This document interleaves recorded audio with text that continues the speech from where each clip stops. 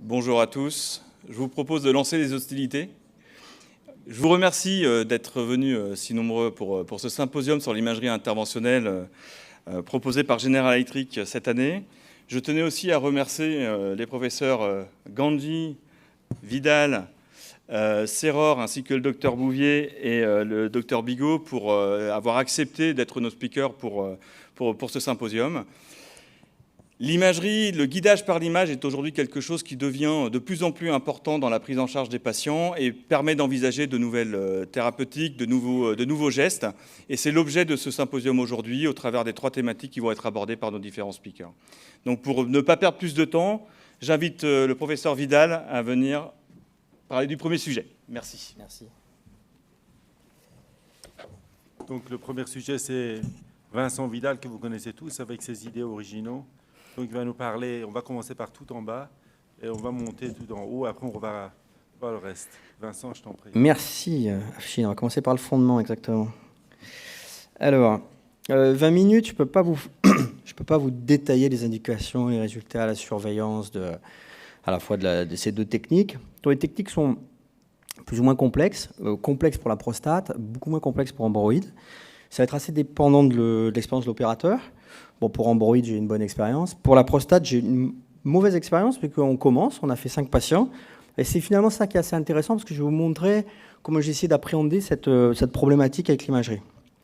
Alors, il y a un point clé qui réunit ça, c'est l'anatomie vasculaire pelvienne, qui est une anatomie extrêmement difficile. Franchement, moi, j'ai essayé de la prendre 5-6 fois, j'y arrive toujours pas. Enfin, je commence un petit peu à maîtriser. C'est pas une zone où on a l'habitude d'aller souvent. Je veux dire radiologiquement parlant, évidemment. Alors, les points clés, c'est identifier la cible au niveau vasculaire, cathétériser la cible, et puis éviter les complications de l'embolisation hors cible, surtout pour l'embolisation de prostate. Alors, je vais redire 2 mots rapides sur la symptomatologie et tout ce qui est fonctionnel au niveau de la prostate et d'hemorroïdes. Donc, tout le monde connaît l'hyperplasie prostatique, avec donc cet adénome qui entraîne des troubles fonctionnels de vidange, de remplissage, avec des risques de complications. L'objectif, c'est d'emboliser les artères prostatiques pour entraîner un infarcissement de la prostate du lobe médian et pour récupérer un jet fonctionnel. C'est moi au bord du lac. Hein. On ne me reconnaît pas, mais c'est moi. Quand j'ai vu ça, pour moi, voilà, la prostate, c'est une intervention longue, difficile, irradiante, avec beaucoup de contraste. Pour ceux qui me connaissent, c'est tout ce que je déteste. J'aime les choses simples. Par contre, j'aime bien les choses difficiles, parce que si on peut les réaliser. Alors, la deuxième pathologie, c'est la maladie hémorroïdaire. C'est une maladie très fréquente. Il y a beaucoup de symptômes et beaucoup de rectorragie. Donc, très rapidement aussi, pour brosser le tableau, l'hémorroïde, c'est un tissu normal. C'est un tissu qui sert, en fait, qui a un rôle sphinctérien. Et donc, ce coussin, en fait, à l'intérieur, il y a ce qu'on appelle le corpus cavernosum recti, qui est une structure vasculaire avec une artère qui se jette directement dans une veine. Le rôle, en fait, c'est de créer un coussin. C'est pas d'apporter de l'oxygène. C'est pour ça que le sang des hémorroïdes, c'est un sang bien rouge, bien oxygéné, parce qu'en fait, il n'est pas désoxygéné. C'est pas un shunt artério-veineux, c'est un shunt artério-veineux. Et donc, c'est ça qui entraîne les rectorragies. Alors, on le voit très bien sur les reconstructions ici. Vous voyez ce petit shunt artério-veineux. Et puis, il a été démontré que, en fait, les gens qui ont des hémorroïdes, qui ont des stades 3, stade 4 d'hémorroïdes, en fait, ils ont des artères rectales supérieures qui ont un flux bien plus important et un calibre bien plus important. Donc, en fait, on va dire on a un tissu normal, mais quand il y a une hypervascularisation artérielle, ça entraîne des symptômes de dilatation de ce coussin et de saignement. Et donc, il est bien démontré aujourd'hui que ce n'est pas une pathologie veineuse, c'est bien une pathologie artérielle. Et on voit chez les patients qui ont des hémorroïdes que le flux est un flux assez haut, avec un index de résistance bas, ce qui fait que ça explique bien qu'il n'y a pas de tissu à traverser entre l'artère et la veine, et c'est un vrai shunt. Et ce shunt, on peut bien le démontrer, parce que quand vous regardez ici, vous avez la terminaison de l'artère rectale supérieure, et puis les 2 branches droite et gauche, et quand on injecte, vous voyez ici, on rentre dans le corpus cavernosum recti, et au moment où on rentre, hop, tout de suite, on a le retour veineux. Donc il y a un shunt. Donc c'est pour ça qu'a été développé par les chirurgiens, dans cet objectif, l'occlusion de ces artères. Alors comment ils font ? Eux, ils mettent un proctoscope dans le rectum. Il y a une petite fenêtre ici, avec une sonde Doppler. Avec la sonde Doppler, ils viennent repérer l'artère. Une fois qu'ils ont repéré l'artère, ils font un nœud, et ils font une suture. Ils font des sutures sur toutes ces branches d'artère rectale supérieure. En voyant ça en 2005, moi je vais proposer de le faire par voie endovasculaire. Donc on va dans la même zone, mais par voie endovasculaire, et au lieu d'aller faire une suture, on va aller mettre un coil. Voilà pour globalement la technologie embolisation de prostate ambroïde. Alors, si je reviens sur mes points clés, comment on fait pour identifier, cathétériser la cible? Alors il faut revenir sur l'anatomie. Anatomie assez compliquée. Donc vous voyez ici le paquet vasculaire hémorroïdal interne, c'est celui qui nous intéresse, l'hémorroïdal externe ne nous intéresse pas, et il est vascularisé essentiellement par les artères rectales supérieures, qui viennent de l'artère mésentérique inférieure. Vous voyez ces artères rectales. Bien sûr, il y a des anastomoses avec l'artère rectale moyenne, l'artère rectale inférieure. Et puis si on va sur la prostate, donc on est sur un niveau un petit peu en dessous, alors il faut faire un effort d'alignement dans la tête, parce que c'est pas à droite-gauche, c'est plutôt en avant et en arrière. Vous retrouvez l'artère pudendale qui est là. Voilà, vous la retrouvez là. Et puis vous retrouvez les branches de l'artère prostatique. Et puis des artères, bon bien sûr l'artère pudendale qui va dans le corps caverneux. Et puis des artères vésico-séminales. Et puis des artères qui vont en arrière vers le rectum. Donc c'est une anatomie assez intriquée parce qu'il y a l'artère rectale supérieure, les artères rectales moyennes. Et comment on fait pour gérer cette problématique? Il y a deux solutions. Soit vous gérez cette problématique au scanner. Alors on peut faire un scanner. C'est assez intéressant parce que notamment Pisco, donc, qui est le père de la technique de l'embolisation de prostate, fait des scanners avec un bolus très important, 150 ml, 350 mg d'iode, 5 ml seconde, et ils font des reconstructions extraordinaires, il faut le dire, et avec les cartographies qu'il fait, il arrive à contre-indiquer 8% des patients à l'embolisation de prostate. C'est-à-dire qu'il dit les artères sont trop tortueuses, les artères sont trop calcifiées, voilà. Moi, personnellement, la reconstruction temps machine du scanner, je trouve ça assez complexe. Et j'ai essayé de faire quelques angioscans sur le pelvis. Je n'ai peut-être pas fait les bolus suffisants. Enfin, je trouve que c'est assez difficile à faire. Voilà. Et pourquoi il fait ça? Eh bien, il fait ça parce qu'il n'a pas de CBCT, M. Pisco. Pour ceux qui le connaissent, c'est un monsieur génial. Ça, c'est dans sa salle, justement, à Lisbonne. Et on peut dire qu'il n'est pas très, très bien équipé au niveau angiographique. Donc, il n'a pas le choix, de toute façon. Et en fait, quand il arrive pour faire sa prostate, il sait exactement où est l'artère, quelle artère il va emboliser. C'est-à-dire qu'en fait, il va à la cible. Et il a fait un travail de work-up qui est très important. Alors, avec ce travail de work-up, ils ont écrit des articles extraordinaire. Vraiment, je vous conseille d'aller voir ces articles sur la vascularisation des artères pelviennes. Et donc, c'est de là, d'ailleurs, que j'ai tiré pas mal de choses. Et donc, on va se plonger un peu dans cette vascularisation. Et j'ai eu un mal fou à l'apprendre, mais vraiment, j'ai eu beaucoup de mal, parce qu'en fait, on ne peut pas la systématiser comme la carotide externe, des choses comme ça. C'est beaucoup plus compliqué. Et Pisco, il m'a donné un truc qui était assez intéressant, c'est-à-dire qu'en fait, au lieu de penser vraiment telle branche, telle branche, telle branche, essaye de penser par organe, par chose, parce qu'en fait, on s'en fiche de si elle est un peu plus haut, un peu plus bas, c'est juste où est-ce qu'elle va. Et alors, quand j'ai compris qu'il y avait 6 branches pariétales et 6 branches viscérales, ça m'a beaucoup aidé. Il y a des branches pariétales, il y a la glutéale supérieure et la glutéale inférieure, donc qui vont dans la région de la fesse. Il y a l'obturatrice qui va en avant, l'iliolombaire qui remonte, et les sacrées latérales supérieures et inférieures qui vont le long du sacrum. Là, c'est assez clair, ça, c'est pariétal. Puis après, il y a des branches viscérales. Il y a la pudendale interne, la vésicale supérieure, la vésicale inférieure, une vésiculode différentielle, vésicale moyenne, petite artère, la prostatique et la rectale moyenne ou l'hémorroïdaire, dont on reparlera. Donc là, ça commence à devenir un peu plus clair. Et il y a Yamaki qui a fait une classification beaucoup plus simple déjà de base, en disant, globalement, avec le groupe A et le groupe B, on va voir tous les gens qui sont dans ces groupes, parce que C et D, ça n'existe quasiment pas. Vous avez ici l'artère iliaque externe, là vous avez l'iliaque interne. En général, il y a la glutéale supérieure qui est là, et puis après, il y a un tronc glutéo-pudendal, où vous avez la glutéale inférieure et la pudendale. Et puis de temps, dans l'autre gros groupe qui est assez fréquent aussi, vous avez un tronc commun pour la glutéale supérieure et la glutéale inférieure, et la pudendale. Alors ça, c'est simple. Et quand vous avez déjà repéré ça, vous êtes bien. Et à partir de là, il va falloir savoir où chercher l'artère prostatique. Donc c'est là où il faut encore simplifier. De toute façon, c'est vraiment trop compliqué. Ce schéma est trop... Enfin, il est vrai, mais il est quasiment trop compliqué. Si finalement on regarde, l'artère prostatique, elle vient en général de l'artère pudendale ou du tronc, voilà, glutéo-pudendal, dont part l'artère vésicale supérieure. Et ça représente 70% des cas. Donc globalement, on va dire qu'elle est là. De temps en temps, elle est sur l'artère obturatrice. L'artère obturatrice, c'est une artère qui est très facile à voir, donc en général, elle est bien isolée. Exceptionnellement, ça peut venir de là, donc je vais dire que si c'est exceptionnel, on considère que ça n'existe pas pour la majorité des choses. Et puis, quelque chose qui est très intéressant, ça peut venir d'une artère accessoire pudendale ou d'une artère rectale, donc qui est l'hémorroïdale, ou l'artère rectale moyenne. Alors, si c'est l'artère rectale moyenne, on retourne vers les hémorroïdes. Et puis, si c'est l'artère pudendale accessoire, attention, parce que cette artère, des fois, c'est une artère accessoire, mais qui vascularise préférentiellement le corps caverneux. Et si tel est le cas, évidemment, si l'artère prostatique naît de cette artère, il y a des risques d'embolisation hors cible. Alors, ça nous ramène vers quoi? Donc, vers cette artère rectale moyenne, mythe ou réalité? C'est-à-dire qu'on ne sait même pas si elle existe. Alors, en fait, il y a une étude rétrospective toujours dans laquelle a baigné M. Pisco, on le retrouve encore là, qui a démontré qu'elle existe bien dans 30 à 40% des cas. Et voilà, je vais vous la montrer. Là, vous avez le cathéter qui est dans la terminaison de l'artère rectale supérieure gauche, et vous voyez l'anastomose à plein canal avec cette artère rectale moyenne, et ici, l'artère pudendale.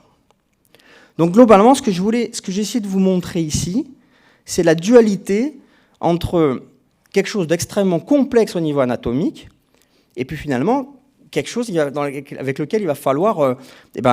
on n'a pas le choix de rentrer là-dedans et d'essayer de simplifier. Alors moi, comment je fais? Alors je vais vous montrer comment je fais dans la vraie vie. Donc voilà, donc je vais faire un cone beam CT. Alors, je vais vous montrer d'abord ambroïde, et puis après la prostate. Donc, je rentre dans l'artère mésentérique inférieure avec une Simons, classique. Je descends avec un microcathéter, et j'injecte ici, juste au-dessus des artères rectales supérieures, 35 ml à 3 ml secondes, 5 secondes de retard. Et vous voyez donc une angio classique, donc une rotation complète. Vous voyez l'acquisition sur l'écran ici. Voilà. Et donc, vous voyez ici l'opacification. Donc, il faut attendre. Je mets du retard parce que si on n'a pas de retard, on n'a pas d'opacification distale ici dans le canal anal. Et c'est vraiment important d'arriver à voir toutes les branches. Un petit travail en salle des manipulatrices qui sont là. Merci d'être venus. Pour la reconstruction purement du VR, on les laisse volontiers faire. Elles font le volume rendering et on va le charger sur la console. Donc on va pouvoir regarder tout de suite le volume rendering sous tous les différents axes. Donc on voit très bien ici les branches qui vont dans le canal anal et puis les branches qui vont plutôt au niveau sigmoïdien. On peut analyser tout ça. On peut regarder sur la coupe axiale combien il va y avoir d'artères embolisées. 1, 2, 3, 4, celles qui vont vraiment dans le canal anal. Et puis on peut regarder bien sûr sous tous les angles si on en a besoin. Alors ce qui est intéressant, c'est qu'on va transposer ce roadmap, enfin ce VR, sur l'écran principal. Et alors vous allez vous retrouver avec un roadmap ici, qui est un roadmap 3D et qui est constant. Alors vous pouvez avoir plusieurs displays, vous pouvez vous mettre comme ça ou comme ça. Moi je préfère comme ça parce que ici vous avez une scopie standard et puis ici vous avez la scopie avec le roadmap. Alors ce qui est assez intéressant, c'est que vous pouvez jouer avec l'opacité du modèle. Vous pouvez avoir quelque chose de très opaque, là on va le réopacifier. Les vidéos bougent un peu parce qu'elles bougent un peu, hein. C'est les manips qui filment. Je suis désolé, c'est difficile de cacher le nom parce que ça bouge tellement. On va jouer avec l'opacité du modèle et puis on va jouer surtout, ce qui est intéressant, c'est-à-dire que quand on fait une rotation, le modèle tourne. Si je zoome, le modèle s'agrandit. Donc au lieu de me trouver à faire des angios à chaque fois que j'arrive dans une zone, je vais garder un modèle 3D pour faire la totalité du geste. Alors le geste, comment il avance? Vous voyez qu'ici on est descendu dans l'artère rectale supérieure gauche, vous voyez ici le canal anal, des communications avec l'artère pudendale. Donc j'ai toujours mon roadmap là-haut, et je vais commencer mes embolisations avec des coils. Donc je mets un coil, ici on est dans une autre artère, vous voyez, qui descend dans le canal anal, on va prolonger un coil. Dans la branche rectale gauche, vous voyez que cette branche a été faite, ici il faut venir dans celle-là. On arrive, on essaye d'aller le plus loin possible. On regarde l'opacification, ce que ça donne. On n'est pas obligé de faire une graphie, du coup, on peut juste opacifier sous scopie. Puis on va descendre dans les branches droites. Donc vous voyez ici qu'on va amener le cathéter. Voilà, on amène le cathéter aussi proche que possible du corpus cavernosum recti. On fait une injection. Regardez bien ces artères toutes petites, donc très rapidement on peut faire des effractions, petites effractions vasculaires. On embolise. On va descendre dans les autres artères. Globalement, on embolise entre 4 et 5 artères. On va au plus loin, on met des coils. Et puis finalement, on fait un contrôle global. Le contrôle global a l'air satisfaisant hop, mais finalement, regardez bien cette petite branche qui vient et qui redescend ici, qui regagne. Donc on est obligé de faire un contrôle final pour voir. Et en fait, là, ce n'est pas satisfaisant parce qu'il y a toujours une petite branche qui vient d'ici, qui descend et qui finalement passe ici. Donc on va refaire un cathétérisme de cette branche et on va aller l'emboliser ici, aussi long que possible. On fait le contrôle. Et là, par contre, on se retrouve avec plus de branches qui proviennent de l'artère rectale supérieure. La vitalité du rectum est assurée par l'artère rectale moyenne ou par l'artère rectale inférieure. Donc, voilà le contrôle final. Donc ça, c'est pour ce qui est de d'hemorroïdes, du contrôle, en fait, du roadmap pour hemorroïdes. Pour la prostate, vous avez vu que cette anatomie est assez complexe. Donc, contrairement à Pisco, qui part de sa coupe scan, qui va regarder son artère prostatique par rapport justement au lobe médian et qui va faire des volume rendering, et ben nous on va faire différemment. On va faire, alors moi je préconise de faire, alors j'ai pas une grosse expérience, parce que je vous dis j'ai fait 5 patients, je préconise de faire une artério 3D dans chaque hypogastrique pour avoir vraiment un réseau qui est le mieux défini possible. On peut faire aussi une artério 3D dans l'aorte pour avoir les réseaux hypogastriques, mais je trouve que c'est franchement moins bon. Alors là, il y a un travail en salle qui est plus complexe. Là, à mon sens, il faut enlever les gants, sortir de salle, laisser le patient pendant 10 minutes et avec les manipulateurs, reconstruire. Donc reconstruire, ça veut dire quoi? C'est-à-dire qu'on va faire le volume rendering, mais on va faire le volume rendering de l'artère prostatique qu'on va chercher sur la coupe axiale et sur les coupes coronales. Donc on va balayer et on va aller chercher, ah voilà, je suis sûr que c'est celle-là, donc je vais l'isoler, je vais faire mon volume. Je fais le même travail que Pisco, mais au lieu de le faire sur le scan 15 jours avant, je le fais au moment où je viens de faire ma rotation. Je reproduis maintenant, j'envoie mon VR sur donc mon écran, et vous voyez que je vais chercher la meilleure incidence pour rentrer, voilà, ça va être ça la meilleure incidence pour rentrer dans cette artère rectale, cette artère prostatique, excusez-moi, qui vient de la pudendale, donc il y a la pudendale ici, puis après on a isolé que l'artère rectale supérieure, que l'artère prostatique, je ne vais pas y arriver. Vous pouvez choisir différents types de modèles. Vous pouvez prendre par exemple ce genre de contour. Personnellement, j'aime pas trop, moi je préfère ce genre de modèle, mais on peut faire varier les choses. Et après, ce qui est très important, c'est qu'une fois que vous avez fait le cathétérisme de l'artère prostatique, là vous faites une 3D. Et alors cette 3D, à mon sens, il faut la faire, pas à l'injecteur automatique, il faut la faire à la main. Parce que si vous injectez trop fort, vous avez du produit de contraste qui vont couler dans les autres branches, notamment dans l'artère pudendale, et vous aurez plus cette sélectivité.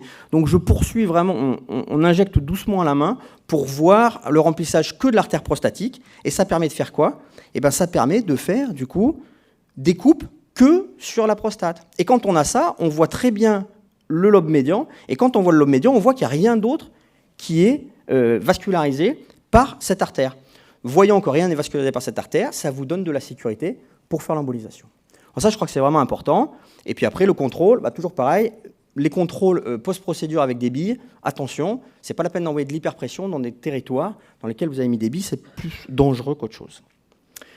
Donc voilà, moi, pour ce qui est donc d'hemorroïdes et de l'embolisation de prostate, je pense que pour identifier les artères, il n'y a rien de mieux que la reconstruction 3D et faire un repérage sur les images axiales et coronales. Cette artère, on va pouvoir l'identifier et l'isoler. Donc c'est exactement ce que je vous ai montré sur le workup. Pour le cathétériser la cible, franchement, le roadmap 3D, je sais pas. Alors j'ai une vidéo que j'ai pas mis parce que j'avais pas la recalée justement. C'est la vidéo du recalage. Il ne faut pas hésiter de temps en temps à recaler le roadmap parce que le roadmap va bouger. Les artères vont bouger en fonction de la déformation, en fonction des microcathéters. Donc voilà, c'est le roadmap 3D. Et puis pour éviter les complications, je pense que faire une embolisation de l'artère prostatique sans avoir fait de cartographie pré-embolisation pour être sûr justement qu'on n'a pas une anastomose avec l'artère, ça peut être la pudendale accessoire ou ça peut être... c'est vraiment extrêmement important d'avoir ces 3 temps. Voilà, donc je vous remercie. Puis je vais vous montrer quand même une belle image. Alors ça, c'est une image qui est bien léchée, c'est pas une image contractuelle. On est fiers parce qu'on a été choisi par la Société des Os au niveau de toutes les technologies. La radiologie interventionnelle a été choisie pour représenter la société dans la contribution à la sécurité sanitaire. Donc j'en profite pour vous montrer notre installation, tirée de cette publicité. Bravo. Je vous remercie. Nous avons le temps pour une question, s'il y a une question en salle.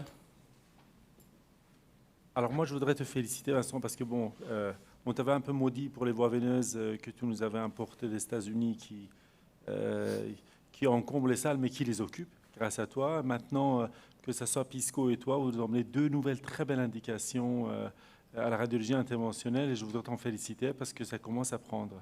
Bravo. Merci beaucoup. Merci, Afshin.